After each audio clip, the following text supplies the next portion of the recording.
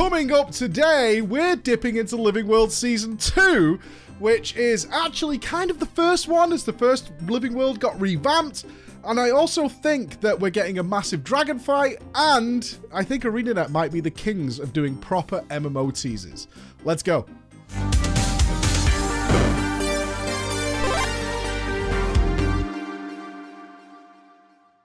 Let me clarify. Stepping into Living World Season 2 is the original version of Living World Season 2. Living World 1 got revamped, so I saw a lot of things that are more present in the end game of Guild Wars 2, but they're not present in Living World Season 2. Also, interestingly, as I was playing through Living World Season 2, ArenaNet announced that the Living World concept, the idea of this content, is going away, at least being put on hold for now, until they decide to do something with it later, more in favor of a more traditional MMO structure of more regular content updates rather than massive bouts of content coming out and then being gatekept over several months. They're going to go for more clear-cut patches and updates that should be better for players overall. We'll see how that plays out, as I'm not in the Heart of Thorns expansion yet. That is my next piece of content that I'm going to be tackling on this adventure during Project MMO. First things first, I was under the impression, based on Living World Season 1, that we didn't really get new zones. What you got was changes, things that were happening in the world already that were altering it in some way to give the idea of the living world. It doesn't just stay the same as we've seen in many countless MMOs, where the zone is kind of as it is now, that it was 10, 12, 15 years ago. Not really changed much. Living World is going to be this constant evolution of the map to change things and give you teasers about what's going on. Living World Season 2 kind of threw me into some new zones with new gimmicks, new interesting things, which makes sense, right? Ultimately, you can go back and retrofit on old things, and ArenaNet has done that from what I can tell, but if they want to put something new in, like jumping puzzles,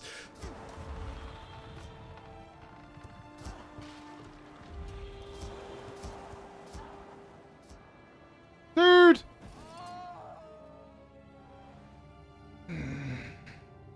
They kind of need a different structure of a zone for that. That needs to happen. So off to the desert I went into Dry Top, and suddenly it was like, what is these things? Now remember, I'm going in with no patch notes. I've not seen any preview videos, any trailers or anything like that. I'm going in and just discovering these things for the first time. So I was like, ooh, okay, we've got all these new things where I can now teleport across platforms. I could jump and do all these kinds of things. And it was pretty cool, especially for the zone exploration style that Guild Wars 2 is known to. A lot of the stuff is for zone completion, right? So I didn't do that. I played through a lot of the story and collected what I want on the way. I'm still on the fence about dipping into the like achievement collectibles. I'm aware they now provide a lot of cosmetics, which is a great way of doing things. Is if you complete this zone, you get all these extra bits, and also you get a lot of replayability by going back and redoing sections of the quests in order to gain achievements, which will give you a new skin, new pets, new something along those lines. I've done some of them accidentally, but investing into them I've not done yet, especially because I did one where I collected 13 out of 14, and then I'd had no time to get the 14th, or I'd missed it at the beginning or something, and it drove me crazy because I really looked everywhere to get them all, and it drove me mad. But I did enjoy going into new zones, and then got another one later on, which had some issues, but we'll get to that later on. Let's talk a little bit about characters.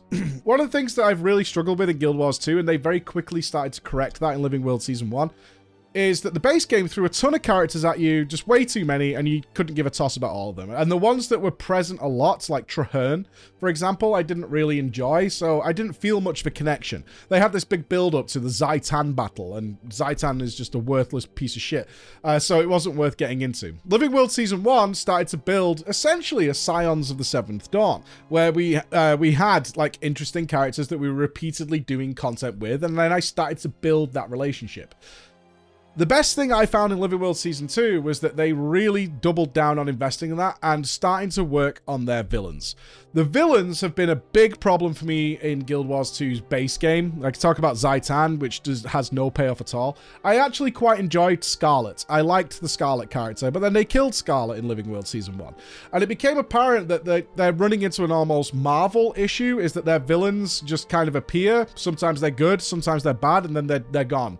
And you don't have to deal with it anymore. anymore. So now we had the prospect of a new dragon. Now, obviously, I'm coming off the back of Zaitan, so the idea of being another dragon, I was like, this can go one or two ways. This can either, Mordramoth can either be a redemption arc, like we're sorry what happened with Zaitan, we're gonna fix that.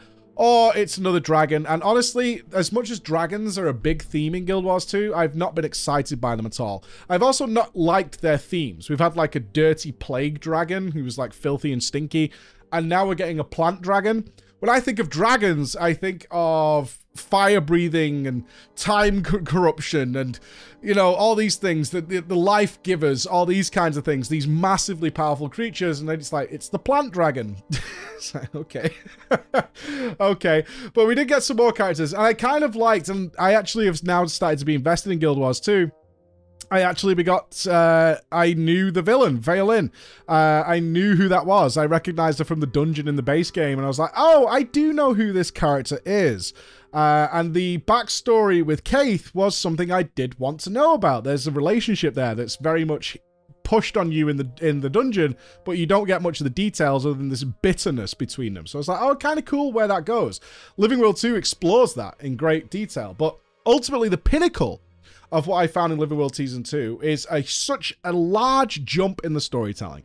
I made it very clear during the base game, I did not enjoy the storytelling at all. It was very hit and miss, mostly missed. Living World Season 1 was considerably better, but it was setting up a foundation for what should come in the future. Living World Season 2, especially what they did with Jory. Jory and her sister, that whole storyline really got me.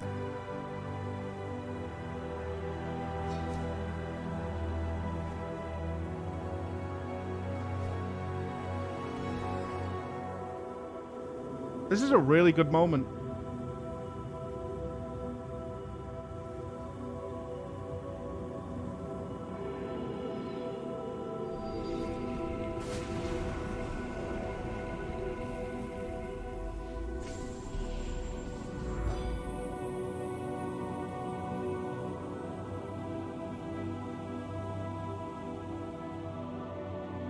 Did we put her soul to rest? Right, Belinda. Wait, is Belinda inside the sword? Like that lady from Suicide Squad? I think she is, you know. I think she's got a soul weapon now. That's amazing. I was like, this is great. This is really good storytelling. This is stuff I can care about. This is stuff I'm invested in. And what I found out later is that there's a section of the story which really impacted me after dealing with her sister's spirit and fusing with the sword. And this is why I kind of hinted at ArenaNet being the kings of teasers, is that they have a moment in that where the soul fuses with a greatsword. And that actually turned out to be a hint at one of the new classes that were coming later in the game. And I felt that without knowing that information. I was like, oh, that's cool. We now have swords that have souls inside them. What can be done with that? Is that something that's going to pay off later? And I was thinking from a story perspective, is this going to come in later, such as the soul of Belinda, Jory's sister, is going to affect the dragon somehow? Perhaps I was thinking more back to an Arthur's Frostmourne style of going inside, and maybe there's a battle of the spirits within the weapons, something along those lines. But to discover that this is actually a hint at the upcoming Necromancer Greatsword specialization was really cool. I was like, that's a great way, because I, as a player who didn't know anything about that, absolutely felt like, oh, this is awesome. I wonder if we could do something with that. And the answer is yes, absolutely. We're kind of hinting at what's going to be coming in the future, and they definitely wanted you to feel excited about that story. Now, I mentioned earlier, when I did the first few bits of Living World Season 2, if we talk about the story a little bit, is that I was expecting a dragon fight. And I was hoping, like I just mentioned, that we would have the resolution to the Zaitan fight. They were like, okay, we screwed that up. We are aware of that. Players not happy. We've seen that in the research as well, looking back at the time. We're going to do something better. We just give us a chance. We're going to do something better. Misallocation of resources, whatever it was be. And this made me very excited for what they could do now that they've started to find their feet a little bit with Guild Wars 2's epic gameplay, which is definitely something they struggled with in the base game and got better in Living World Season 1. So I started to have PTSD about the problems that I had with the Zaitan storyline, in that it kept teasing me. It kept leading me on with a carrot and a stick that, oh, there's a dragon fight coming, there's a dragon fight coming. And it just never would happen. It went on for like several hours of, we're almost there, but this. We're almost there, but we need to do this. And I started to get that feel about halfway through. Then I realized I was a moron. And that I knew for a long time, because it's in the menu and stuff, that the first expansion was called Heart of Thorns. And Mordramoth keeps spawning thorny brambles everywhere. And it dawned on me, and I got very sad midway through Living World Season 2. It's like, we're not getting a dragon fight because this is clearly the antagonist of the next expansion, Heart of Thorns, because that would be the heart of the thorny dragon. We don't appear to be getting closer to a dragon fight, though. Right? Oh, no. It just dawned on me. That's why the expansion's called Heart of Thorns. Son of a bitch. We're not going to get to fight a dragon.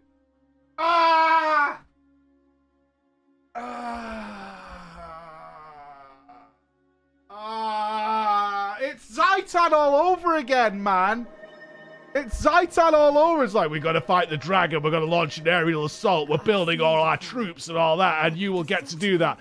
And I got very, very sad halfway through, is that we were stealing eggs, doing all these kinds of things, and we're not going to get a dragon fight. But continue with the story, I put that to one side. I was like, okay, we're not going to get a dragon fight at the end of this.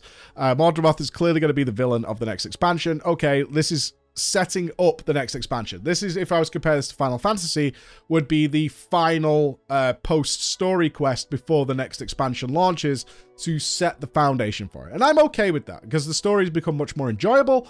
That's totally fine. I enjoyed that journey. Let's talk about the gameplay a little bit before we get to the sort of conclusion there. So, my Living World Season 1 experience very much involved a lot of Horde mode. And I'm not going to lie, that gameplay doesn't appeal to me particularly much. So when we started Living World Season 2 and some things got started, particularly one of the bigger battles that take place at the Pale Tree, I was like, oh, okay, blah, blah, blah dialogue, which was fine. I enjoyed the story. Then there's probably some Horde modes just to give you some combat, to give you some gameplay. And then we'll move on to the next thing. Got a mini dragon fight. Instead, they learned their lesson. Well played, ArenaNet. I feel like how a lot of players must have felt at the time. If I would have been reviewing this like we did with our WoW content, this is the feedback I would have give. Just having horde mode after every sort of big story moment isn't fun. It's not interesting. It's predictable and it's dull. Instead, we got a big shadow fight, which killed me a lot. I think I died like 7 times during that fight. So I was not expecting it, and it was pretty tough to get out of a lot of those mechanics. And it made me much more interested. It's like, oh, okay, it's a shadow of the dragon. That's kind of interesting. That's pretty fun. Unfortunately, a little bit of Maya, a lot of bugs. Surprising amount of bugs, and it's seemingly a vibe that I'm getting from the Guild Wars 2 community is there's a lot of bugs in Guild Wars 2 that just haven't been fixed for a really, really, really long time. Like, since this content came out, they've just never fixed it. And it's something you want to get fixed, ArenaNet, if you're watching this, because I'm coming in with that fresh player experience, and it's very frustrating having your character fall through the floor, or certain cutscenes that have like inappropriate things in them. So you might have a pet out and it's like a really epic cutscene, and then just a stupid dog just appears. The facial animations just go all over the place. Sister. No, kill Fallon. Hurry. No, what?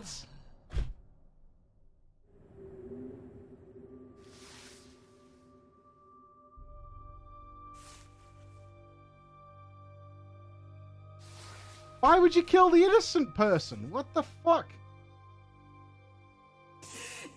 Kate,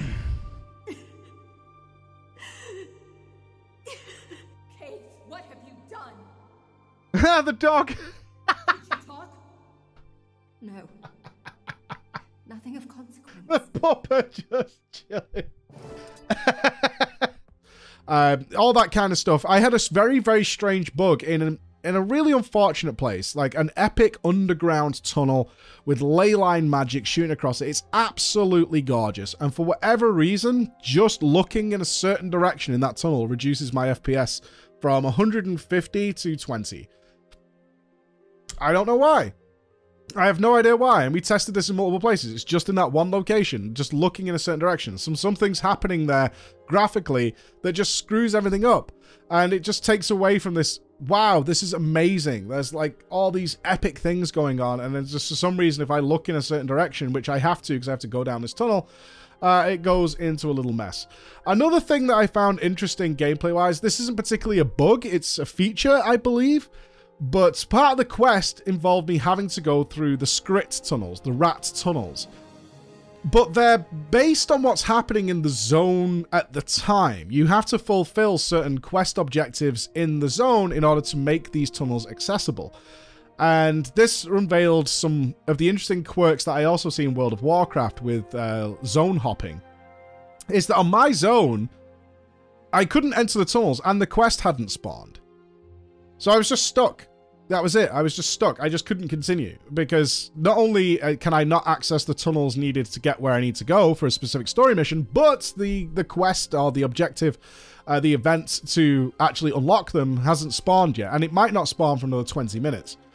That's kind of garbage. Like, it's kind of garbage. Now, fair enough. I did what most players would do, which is I just got on with something else. There's so much to do in these zones that it's kind of a whatever thing, but it's still a frustration. And all I could see is a lot of people recommend is like, oh, you need to zone hop. You need to just swap around to different zones, and I'll invite you and move you to a different zone or whatever it might be in order to get around this problem, because it's a pretty regular thing that happens, is that there are events happening on one server that aren't happening on another server, and you can kind of quickly move around in order to find the one you need. Similar to what we do with World of Warcraft with jumping around to find world bosses that have spawned and things like that. And it really takes you out of the game, especially if you're doing a story-based mission. It's fine if you're looking for a piece of gear from like a WoW world boss. Yeah, whatever. We'll jump around till we find the right group, and at least we get a full group out of that. But when you're in the middle of a story and something cool's going to happen, and I think at the time we were opening a sealed door that we'd found, say, 3 chapters ago, this mysterious sealed door where something happened. We're reliving these memories of Kaith, and now we can open the door. We found all the things, we're going to open this epic door, and you can't. And you just have to sit around. And I did get on with things, you know, it wasn't a big offense, but it's one of those things that just seems very unnecessary to have those things happen. But once again, once you get inside, what you have going on is fantastic. Reconstructing statues, again, not just the horde mode, coming up with little epic encounters to go along with it. Really thought that was fantastic. I loved that, and I liked the fact that these zones are still very, very popular. Loads of people farming, loads of doing some wonderful, wonderful things. What I would say is, like, as a general thought here, Living World Season 2 is really fun, and I'm really happy I did it, because a lot of people were asking me not to just jump to Heart of Thorns, and there'll be some sort of catch-up video in order to fill you in on what happened during Living World Season 2, should you have not played it, as Living World is optional content technically. You have to purchase it in order to play it, but I'm glad I did. I had a really good time. I'm glad I got to live through that Jory storyline, and more than that, I did get the epic dragon fight that I was hoping for. I did not get to fight Mordremeth, but I did get a really good dragon fight with the Shadow of Mordremeth at the very end. And it was miles better than Zaitan. It did redeem that whole situation and made me feel really good about going in to this first expansion. It totally rejuvenated it for me. It actually cured a lot of things that were bothering me from the first game, and you can see this level of progression that ArenaNet went on is like, okay, that's a problem, but we did this right, we did that right. Let's do the other bits better and try and improve on the bits that we did right, but not make them worse. That absolutely paid off. It absolutely paid off. It's still got some sort of childish, confusing elements to it, which feels a little like Destiny 2's base story when it originally came out, where I was like, okay, this is kind of written for teens. World of Warcraft still suffers from this problem, where the power of love will let somebody look past genocide, essentially, which is in the case of Kaith and Phelan, you know, these horrible things, and murdering your friends just so they can't give information, and it frustrated me. But other than that, the story is considerably better. But what I loved, and I think this is the most important thing that any other MMO company can take away from this, is that they actually put in the trailer for the next expansion, which players did not know existed, did not know they were getting whatsoever, at the end of Living World Season 2, and that's how that's done right. I have literally sat with the top developers of Blizzard and talked about this process of, like, how can you surprise your players? How can you do that? Because it's so important to have that power in a living world, which MMOs are, the ability to surprise your players. And that could be with changing environments, and it can also be with dropping some big surprise at the end. And Final Fantasy's done this as well, with, of course, with Dalamud and A Realm Reborn. Having these moments in MMOs brings together memories that are cherished by so many players because they were there at the time. And it's what gives people that connection to the game. Is like, dude, I was there, and they could do that again at any time, and perhaps they have done that again in the future, and I just don't know about it yet, but I will endeavor to find out. I have to say, overall, Guild Wars 2 I'm very much enjoying, and Living World 2 was great, absolutely great. But now, my friends, we are at our first expansion. What were their big changes? What were the ones where they were like, right, we're revamping all this, we're making it better? I don't know. I have watched the trailer for Heart of Thorns. It was epic. It does involve characters that I think I would have appreciated more, like Ritlock, if I had played different races. But because I was definitely watching this epic Ritlock scene and being like, do we care about Ritlock? He's lost, isn't he? But he's definitely coming back. He's in the trailer. But this whole setup and the payoff at the end, I regret massively that I was not there for when it happened, but that won't happen in the future. That won't, as long as I can get to the end before the next one comes. Thank you so much for listening, guys. Our next stop, first expansion, and I believe it has a raid in it. I'm not sure. Maybe. See you again. Bye-bye.